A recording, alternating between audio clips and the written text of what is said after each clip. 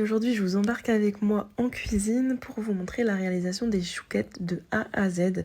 Donc les chouquettes, c'est une pâte à choux. Dans votre casserole, vous mettez le lait, l'eau, le sel, le sucre et le beurre. Une fois que votre beurre est fondu, vous allez verser votre farine en une fois, puis vous allez mélanger.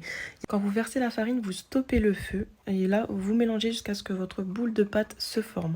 Une fois qu'elle sera formée, vous allez rallumer votre feu sur feu doux, puis vous allez dessécher la pâte. Donc ça, c'est très important. Souvent, on me dit pourquoi mes choux retombent après la cuisson. C'est tout simplement parce que cette étape a dû être négligée.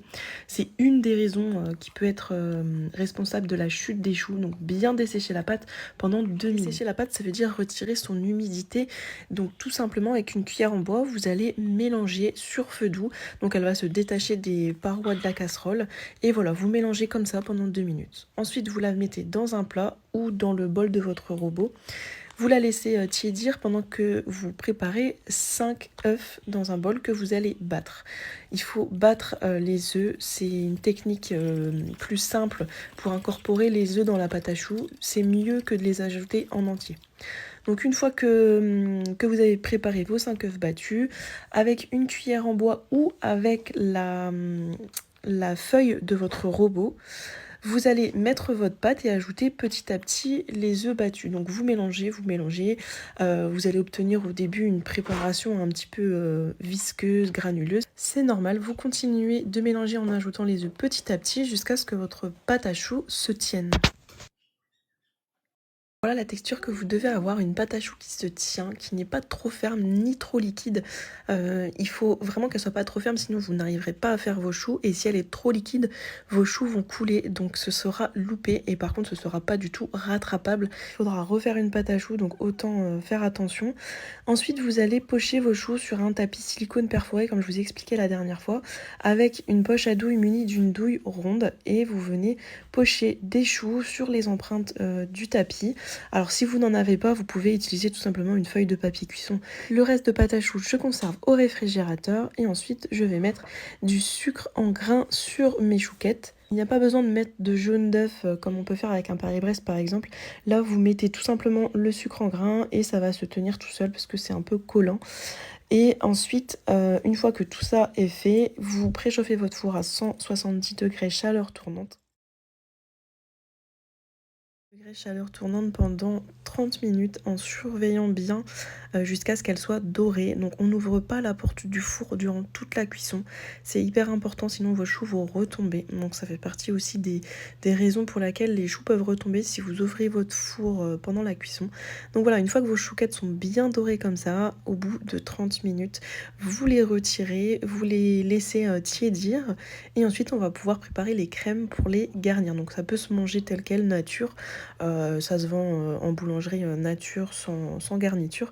Mais ici, je vais vous montrer une petite garniture qui les rend un peu plus gourmandes. Donc je vais tout simplement vous montrer une crème pâtissière à la vanille et une crème pâtissière au chocolat. Racler la gousse pour en extraire les graines. Donc c'est ça, ces petites graines si riches, si parfumées qui font vraiment toute la différence.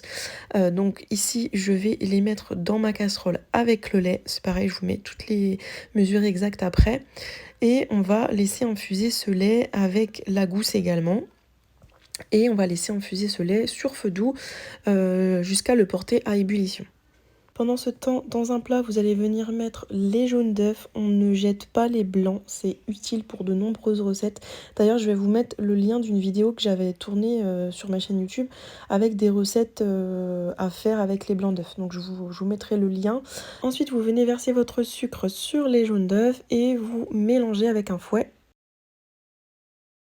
Donc vous mélangez bien le sucre avec les jaunes d'œufs, puis ensuite vous ajoutez de la maïzena et vous continuez de mélanger. On remarquera qu'il y a encore ma fille dans les parages. Alors je sais pas si vos enfants à cet âge-là, ma fille elle a 3 ans, elle est tout le temps à côté de moi quand je cuisine. C'est vrai qu'elle s'y intéresse beaucoup, donc tant mieux, je vais dire. Donc une fois que vous avez bien incorporé la maïzena, vous laissez de côté et on attend que le lait soit porté à ébullition.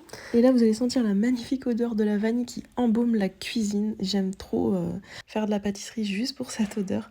Donc du coup, une fois que votre lait a été porté à ébullition, vous venez le verser sur votre mélange œuf, sucre et maïzena et vous fouettez. Donc là, on est en train de faire cuire les œufs avec notre lait chaud. Vous mélangez, puis donc là on va retirer la gousse de vanille, vous la mettez de côté. Puis on va reverser l'intégralité dans la casserole pour épaissir le tout sur feu doux et avoir une crème pâtissière bien épaisse. Donc vous pouvez racler avec une corne à pâtisserie pour bien mettre le tout dans la casserole. Vous mélangez constamment avec votre fouet. Donc c'est important de bien mélanger parce que ça s'épaissit quand même assez vite. Si vous ne mélangez pas, ça va se coller au fond, ça va faire des dépôts, ça va être loupé. Donc on mélange. Et voilà, votre crème pâtissière est prête. Donc c'est facultatif, vous pouvez rajouter du beurre dans votre crème pâtissière. Je le fais pas souvent, c'est vrai que j'en mets rarement, mais vous pouvez, ça ajoute une petite douceur, un goût un peu plus gourmand. Voilà, vous pouvez en rajouter ou pas. Donc ici j'ai rajouté à peu près 25 g de beurre. Et ensuite, votre crème, vous la laissez complètement refroidir sous un film alimentaire au réfrigérateur. Mettez le film alimentaire au contact de la crème, c'est important, ça évite la prolifération des bactéries et qu'une croûte se forme. Pendant que ma crème pâtissière était en train de refroidir, j'ai fait entre-temps une deuxième tournée de chouquettes. En tout, avec les dosages que je vous donne, vous aurez 40 chouquettes. Et j'ai également fait une deuxième crème pâtissière. Cette fois-ci, je n'ai pas mis de vanille. Je fais exactement pareil sans mettre de vanille. Et par contre, à la fin, au moment d'ajouter le beurre, j'ai ajouté du chocolat en morceaux. Et j'ai mélangé jusqu'à ce que le chocolat et le beurre fondent. Donc c'est vraiment le même principe que la crème pâtissière. On rajoute juste le chocolat à la fin et on obtient une délicieuse crème pâtissière au chocolat. Donc ensuite, même principe, on la met dans un plat, on la laisse refroidir sous un film alimentaire qu'on place au contact de la crème. Et voilà, une fois que vos deux crèmes seront bien refroidies, vous pourrez garnir vos chouquettes. Donc voilà les 40 chouquettes que j'ai fait avec les dosages que je vous ai donnés. On va les garnir par en dessous, on va faire un petit trou et les garnir. J'en ai fait quelques-unes sans sucre, donc des choux tout simples sans sucre. Ensuite, vous allez sortir les crèmes du réfrigérateur qui sont bien froides. Donc vous allez devoir repasser un petit coup de fouet par contre puisqu'elles sont pas lisses. Donc repasser un petit coup de fouet pour bien lisser les crèmes.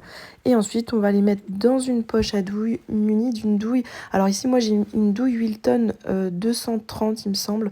C'est une douille spéciale pour garnir. Mais c'est vraiment facultatif. Vous pouvez faire tout simplement un trou dans votre poche sans mettre de douille et un tout petit trou et garnir les chouquettes comme ça. Donc vous allez garnir vos chouquettes. Donc ça sert à rien d'en mettre de trop. De toute façon, vous allez le voir tout de suite, ça va ressortir une fois que la chouquette elle sera pleine. Pareil pour le chocolat. Et voilà, la recette est terminée. J'ai fait un petit croc dans les chouquettes pour vous montrer l'intérieur. Donc on voit celle à la vanille avec les belles gousses de vanille et celle avec la crème au chocolat. Donc les deux sont vraiment délicieuses. Donc j'espère que ces explications pas à pas vous auront servi, que ça va vous donner envie de tester la recette. Et surtout, n'hésitez pas à me le dire, à me faire vos retours. Ça fait toujours vraiment plaisir.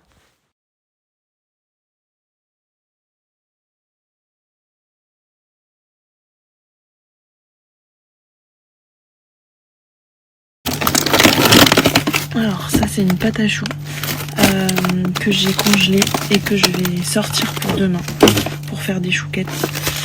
Je vais tout simplement la laisser décongeler au frigo et demain je pourrai l'utiliser pour faire les chouquettes. C'est de la pâte à choux crue que j'avais fait la dernière fois et que j'avais congelée parce que j'en avais de trop. Alors en effet, une dernière petite chose pour clôturer cette vidéo, sachez que la pâte à choux se congèle sans problème.